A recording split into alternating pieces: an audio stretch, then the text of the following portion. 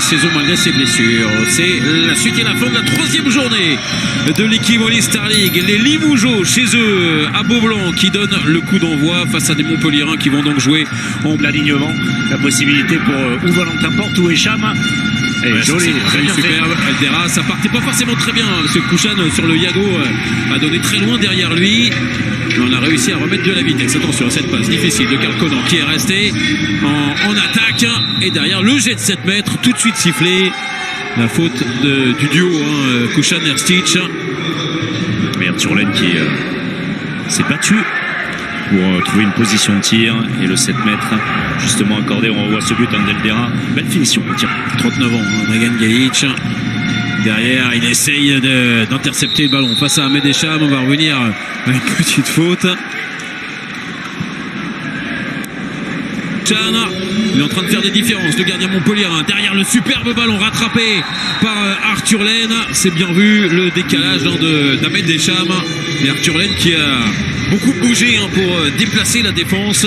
Il était très extérieur entre le 1 et le 2. Similaire à celle de Montpellier pour Limoges. Ça s'est bien donné. Ouais, avec la petite rocolette magnifique. C'était bien amené, c'est bien fini pour Lucas Pelas. Et plus 3 maintenant pour les Montpelliérains.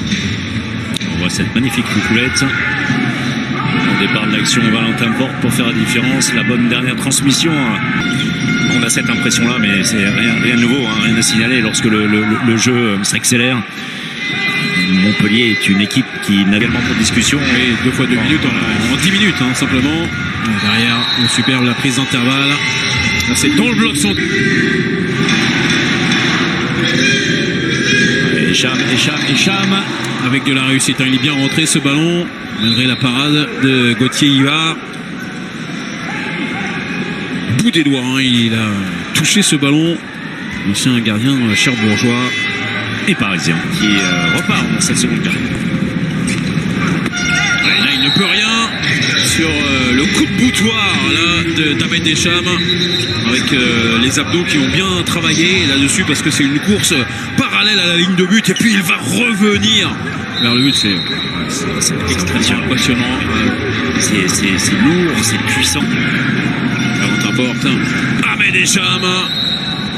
Quelle puissance avec de l'impact sans avoir trop besoin de vitesse en plus. Il n'arrive pas au sprint. C'est vraiment sur son tir qu'il change complètement de rythme. C'est solidaire du pack. Le 7 mètres. Ouais, il a bien fait bouger Rémi Desbonnets. C'est Eldera avec une dernière feinte qui est un petit peu emportée. Le gardien montpelliérain. Énormissime hier. Un autre que s'annonce pas mal aussi ce soir entre l'Australie et le Pays de Gallois. Le festival exceptionnel d'Ahmed Echam. 3 buts montpelliérains de cette seconde période. Son œuvre d'Ahmed Echam. Et puis alors dans tous les styles. La course parallèle à la ligne de but tout à l'heure.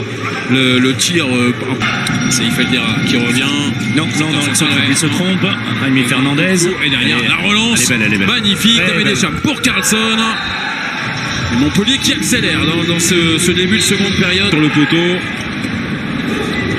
Et la fin de montée de balle avec la passe éclair. Il fait tout, aussi bien à la finition qu'à la construction. Ahmed Echam. Et deuxième offrande. Quelques instants. Ahmed Echam, depuis le retour des vestiaires, c'est 2 passes décisives et 3 buts. C'est ça? D'ailleurs, il était plutôt saignant. Allez, la passe pour Arthur-Laine, ça va passer encore une fois. Il vient enfoncer son défenseur, en l'occurrence André Fernandez. Avantage, alors pas forcément de taille, parce qu'André Fernandez est très grand. Que Panic avec le ballon, attention à la passe, elle était difficile avec Echam. Oh, le derrière! Splendide! Aussi bien la volte, le demi-tour sur lui-même que le tout petit tir au-dessus de Slavic pour Arthur-Laine. Il y a beaucoup de dextérité pour glisser le ballon. Oh, regardez ça. Aïe, celui-là, on va... De distance, le bras qui pourrait pas tarder à se lever. Ils vont pas trop vers le but, les Montpelliérains.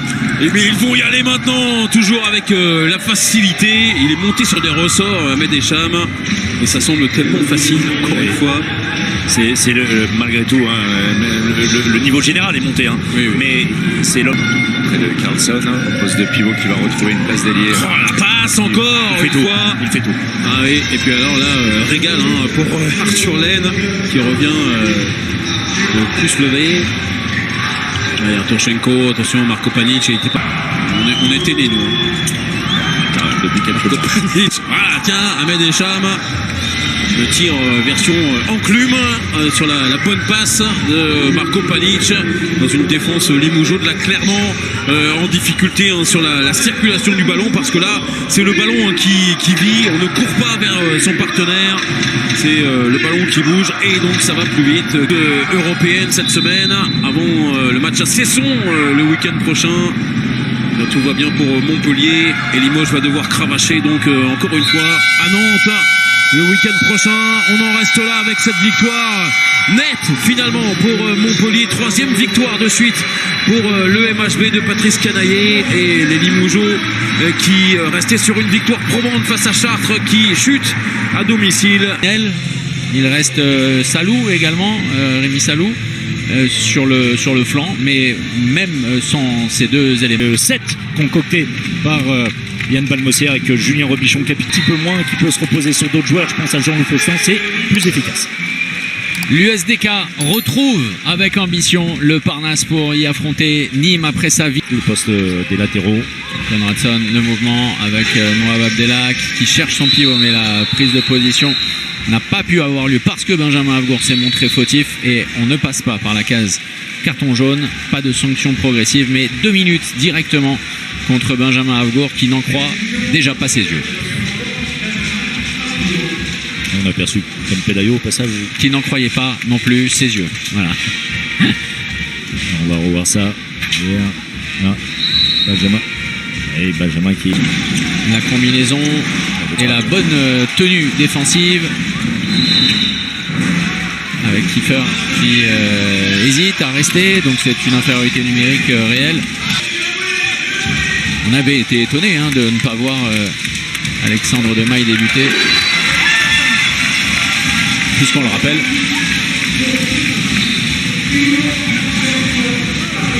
Demaille, oui. Il aime bien les duels face à Montpellier. Ah oui, absolument, on l'avait vu face à Saint-Raphaël la saison dernière, c'était à Toulon. Qui sont quand même pour lui, ou quasiment. Un petit peu sur les talons, manque de mobilité. Il a posé ses appuis avant d'envoyer cette cartouche.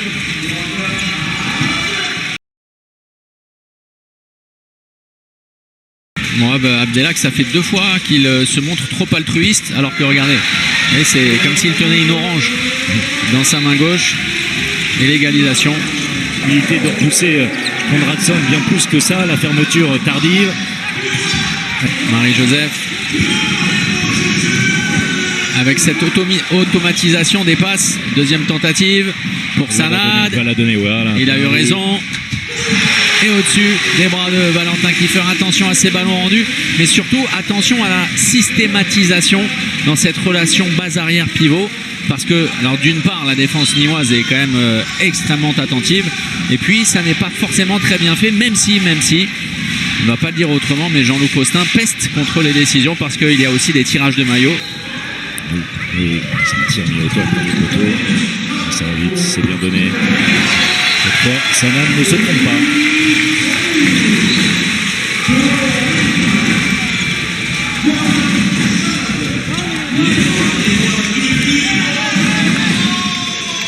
Ça, par le duo Avgour à l'intérieur et Jean Faustin autour. C'était presque parfait. Avec très malheureux les Ivriens hein, sur le match, sur l'ensemble du match hier. Oui, avec les Ivriens qui étaient un peu fous contre... Fermez les yeux pour les palpitations. Retenez votre souffle à nouveau. Valentin Kiefer, Mohamed Sanad. Et c'est l'Égyptien qui fait danser un pas de plus le gardien dunkerquois pour enfin souffler. et pour s'éviter un mal de tête terrible. Deux feintes et pas très loin Valentin qui avait quand même lu l'intention de Mohamed Sanad. Niato, attention à ne pas dans la toute dernière minute engagée, finalement on va perdre le crédit de ces bonnes dernières minutes. De nouveau 2 buts d'avance pour l'USAM. Moab. Non, vous ne m'entendez pas? Ah, si, moi je m'entends. Et la dernière. Ça peut paraître paradoxal parce que Nîmes est devant, effectivement. Pourtant, c'est l'équipe qui paraît la plus frustrée. Ballon, justement, pour Kamchuk Baril qui obtient le 7 mètres. Benjamin Havgour qui se défend d'être intervenu. Et la décision est tombée. L'entrée dans le championnat de France de Simon. Oui. Simon Kerkois, parce que ce sont de réelles opportunités de faire encore plus mal aux têtes. Oh, le voilà, le duel. Le duel remporté par Valentin Kiffer. Il est tout petit, Mohamed Sanad. Il est rikiki. Il rentre dans la poche du gardien dunkerquois. Avec une parade. C'est foussé, hein. Oui. C'est-à-dire, plus vous la nourrissez, plus elle grandit, et plus elle grandit, et plus elle prend de place, et plus elle prend de place, et plus elle vous met en échec. Heureusement, Moab Abdelak trouve le chemin pour mettre un terme à cette apathie offensive. Pas tenter le diable. Voilà pourquoi je vous parlais de patience à Konradson d'organiser cette attaque. Voilà, ça c'est du classique. Ça c'est très bien. Il y aura un 7 mètres. Encore faut-il le mettre. Avec Eric Vincent, la doublure lumière sur les jets de 7 mètres de Mohamed Sanad lorsqu'il est en échec. Eric Vincent qui est toujours très vivre pleinement cet instant en apportant sa hargne notamment. Ouais, il montre son caractère également. Là pour le G-Franc, c'est un moment important. Là aussi ils sont trop près, les Dunkerquois, beaucoup trop près. Il va falloir reprendre de la distance à un quart d'heure du terme de cette partie. Niateux qui est accompagné par Moab Abdelak. Le voilà le moment important d'une défense retrouvée. Et un écart qui ne reflète pas du tout le match, mais c'est ainsi. C'est Nîmes qui va se retrouver en tête ce soir. Et la joie qui est presque, Thomas, comme une délivrance, parce que les Nîmois ont été poussés très très loin dans ce qu'ils avaient à faire pour remporter la partie. Il y avait 20-17, plus 3 même pour les Dunkerquois qui auront lutté jusque dans les toutes dernières minutes. Et ça s'est joué sur quelques possessions, l'efficacité, Luc Toby, pas seulement, mais le changement défensif également qui a apporté